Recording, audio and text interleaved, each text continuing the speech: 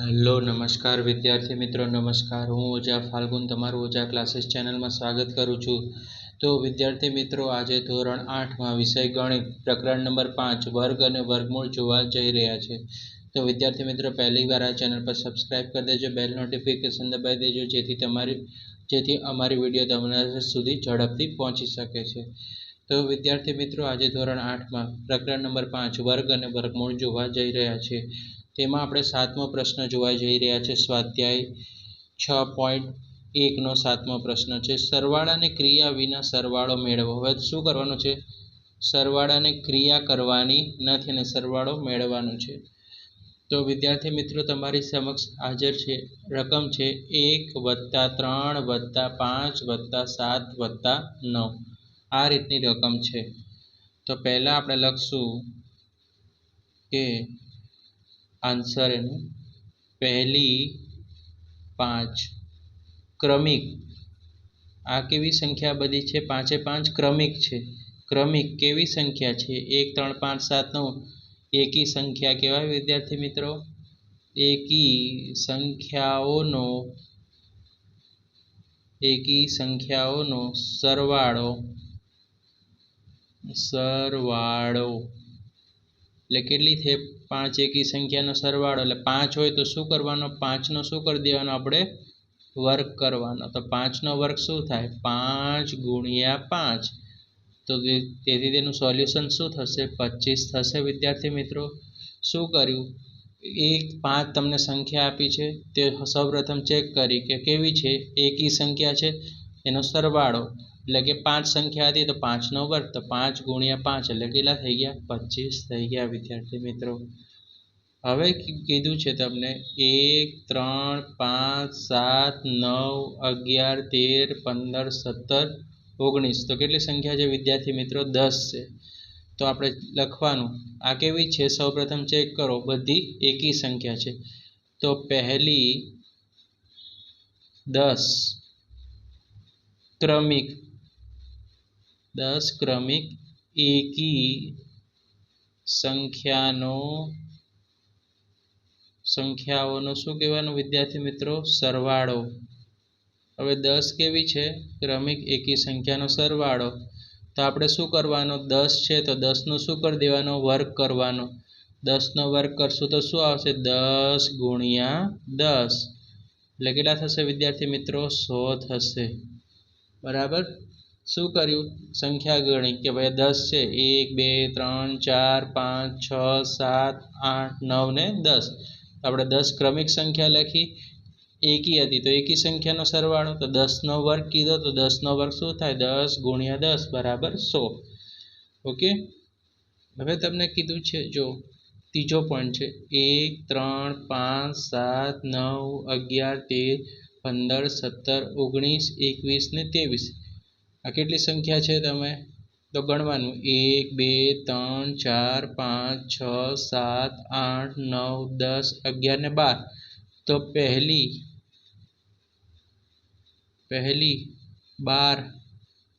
12 હતી ક્રમિક. કેવી છે? આ એકી સંખ્યા છે બધી.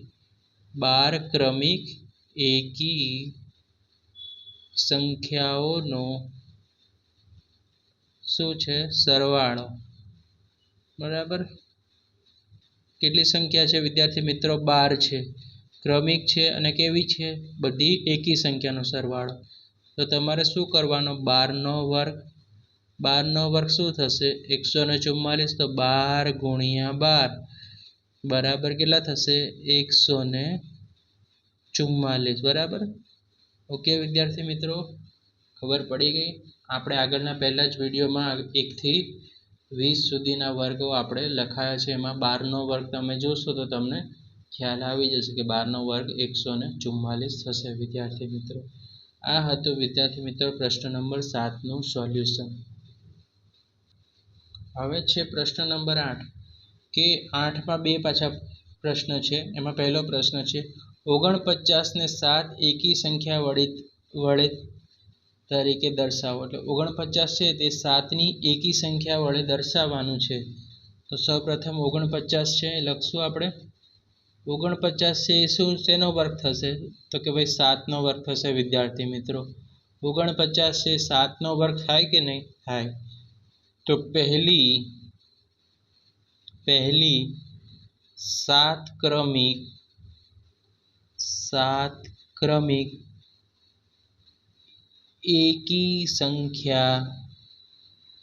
એકી સંખ્યાઓનો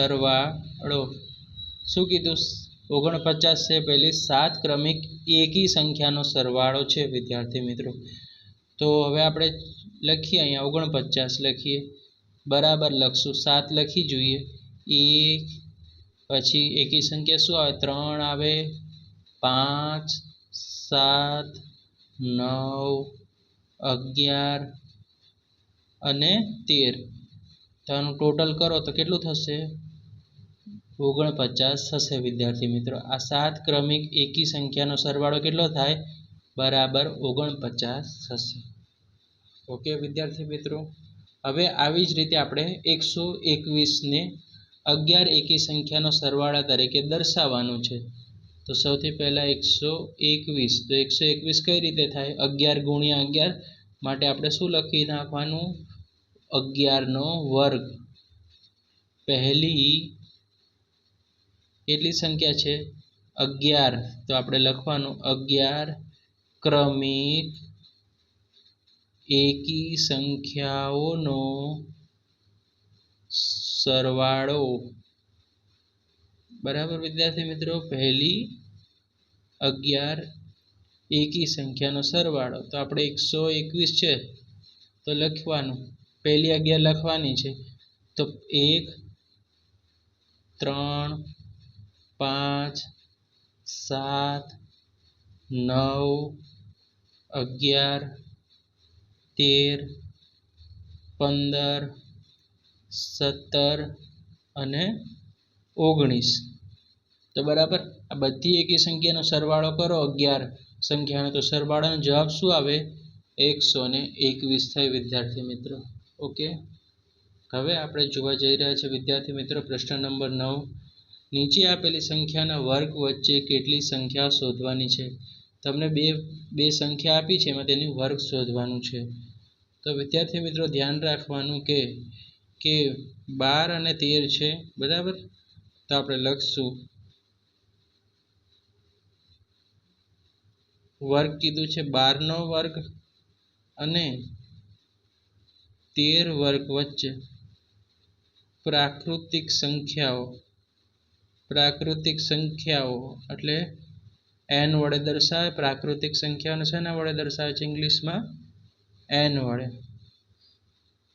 પ્રાકૃતિક સંખ્યાઓ તો શું કરવાનું બે પ્રાકૃતિક સંખ્યા છે તો બે લખવાના કેટલા લખવાના બે અને ગુણ્યા કેટલા કરવાના 12 તો 12 દુ કેટલા થઈ જશે 24 થઈ ગયા વિદ્યાર્થી મિત્રો બરાબર પ્રાકૃતિક સંખ્યા શું થાય 2n થાય 2n થશે વિદ્યાર્થી મિત્રો બરાબર ઓકે 2n શું છે પ્રાકૃતિક સંખ્યાઓ છે લખી રાખવાનું કે 2n કેવી છે પ્રાકૃતિક સંખ્યાઓ છે બરાબર 12 અને 13 વચ્ચે પ્રાકૃતિક સંખ્યા તો 2 છે ગુણ્યા કેટલા કરવાના 12 12 દુ 24 ઓકે વિદ્યાર્થી મિત્રો ખ્યાલ આવી ગયો હશે હવે આપણે આગળ વધીએ ઓકે હવે આપણે પહેલા દાખલામાં કર્યું હતું એ જ રીતે બીજા દાખલાનું સોલ્યુશન કરશું 25 અને 26 તો શું કરવાનું વિદ્યાર્થી મિત્રો તો સૌથી પહેલા બંને સંખ્યાનો વર્ગ કરવાનો 25નો વર્ગ અને 26નો શું કરી દેવાનો વર્ગ કરવાનો વચ્ચેની પ્રાકૃતિક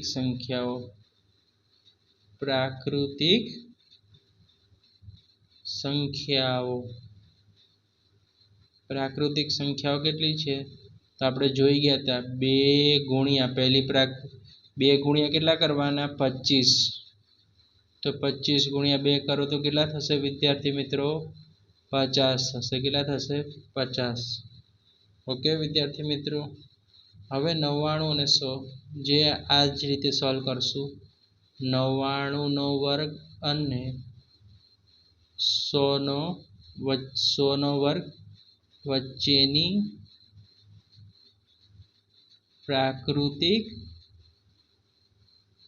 પ્રાકૃતિક સંખ્યાઓ. તો શું કરવાનું વિદ્યાર્થી મિત્રો? તો 2 ગુણ્યા કેટલા કરી દેવાના? 99. તો 99 ને 2 હારે ગુણાકાર કરો તો કેટલો થાય? 100 દુ 200, એમાંથી 2 માઇનસ કરી નાખો તો કેટલા થઈ જશે? 99 ગુણ્યા 2 તો 198 થઈ જશે. તો વિદ્યાર્થી મિત્રો, વિડીયો પસંદ આવે વિડીયોને લાઈક કરજો, ચેનલને સબસ્ક્રાઈબ કરી દેજો અને આ વિડીયો તમારા મિત્રો સાથે શેર કરવાનું ભૂલતા નહીં. આવા જ યુઝફુલ વિડીયો જોવા માટે અમારી ચેનલને તરત સબસ્ક્રાઈબ કરી દેજો. Thanks for watching. હવે આપણે નેક્સ્ટ વિડીયોમાં મળશું નવા દાખલાઓ સાથે.